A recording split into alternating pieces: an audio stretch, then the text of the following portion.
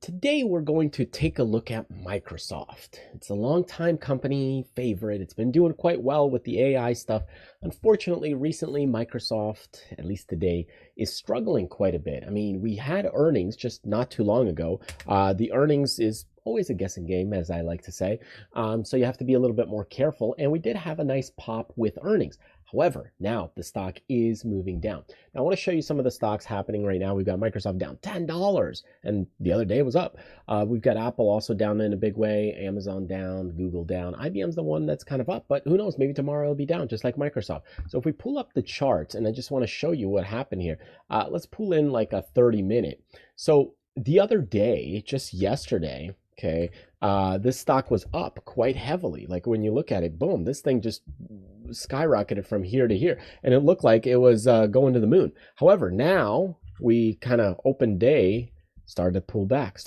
Now we're starting to get a little, consolidation right here, but we filled this gap very quickly. So what does that tell me? It tells me that there's some weakness. There's some, a little bit of a trouble and problem right there. So when we start looking at Microsoft and you see kind of what's been going on here on the news, I mean, it gained a lot of positive kudos, a lot of positive vibes. I mean, we've got a lot of the AI, the revenue, the earnings beat, all this stuff looked good, but the market itself is pulling it down. So this was just a few days ago, just a day ago, edging AI. And when you start looking at it from Google's perspective, look at Google. It was tanked the first day on earnings and pulled back even further today. So if we combine this with Microsoft, yeah, Microsoft went up and pulled back to where it was, which is, hey, it stood still. It didn't continue to grow, but it stood still. At least it's holding something. So there is though weakness. What this tells you is there's not a lot of follow through. The follow through in general just sucks. And when you have a crappy follow through, you're not getting momentum, you're not getting a boost. That could mean a little bit of trouble. Now, the market itself, if we look at this SPY, has been pushing lower and pushed down quite a bit. So it's no surprise that this stock also is going down with it. And that's a bit of the issue.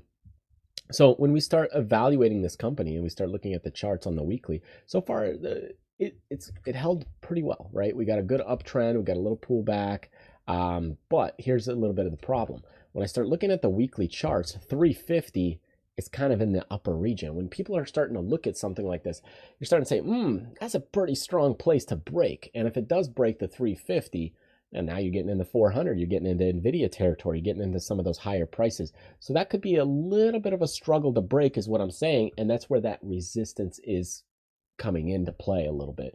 Now, there is also a little possibility, it's not fully clear, but if you could get a cup and handle type pattern, you might see a breakthrough. But normally the cup and handle actually comes a little bit more like that. So those patterns aren't fully 100% accurate. And again, it's just a pattern. It's not like you're, putting all your eggs in there. So what you want to do is want to see this break to really see a conviction. You also want to see nice volume. So watch the volume to see if it'll come in. So that's what we're really looking for. So when we start checking things out like Microsoft right here, that's one of those things to kind of pay attention to. Anyway, if you want to continue to learn more, check out the Traders Fly site. There's more on the courses in technical analysis. I'd highly encourage you to do that. But other than that, I mean, you could try to analyze this thing to death, but sometimes there's not much you can say or see with this. Hey, popped real high and then the market sells off, and this kind of gave way very quickly. It could be that in addition, what happens is that a lot of players that win, let's say you're winning on the stock and the stock's been doing well, you sell some of the winners to at least secure the wins, secure the profits. And that could be something that they're kind of doing as well, is just to cut this Microsoft to at least lock in some profits and say, you know what, if the market tanks, I don't want to lose my best stock or one of my best winners, and turn that into a negative either. So they might be trying to capture some of the profit taking there. But anyway, you could debate that all day long. Point being is the stock is pulling back and we don't have follow through. If we can get a base here at this level around 325, 330, and the stock can reverse course, that'll be good. But again, you've got some serious resistance right up ahead that you'll want to pay attention to and watch right around that 350, which is kind of where it got into. It got into a high of 346, so very close to that level. It did so on volume, so that's one thing to watch, is just, again, keep an eye on the volume, because that will push things further if you get more volume to come in the same way that on the sell side, if you got more volume that comes in, you'll get selling pressure. So if we get more volume on the sell side that comes in, that could be a little bit of trouble. Anyway, hope that helps. Truly appreciate you sticking with me and joining me, and I will see you in the next video. Take care.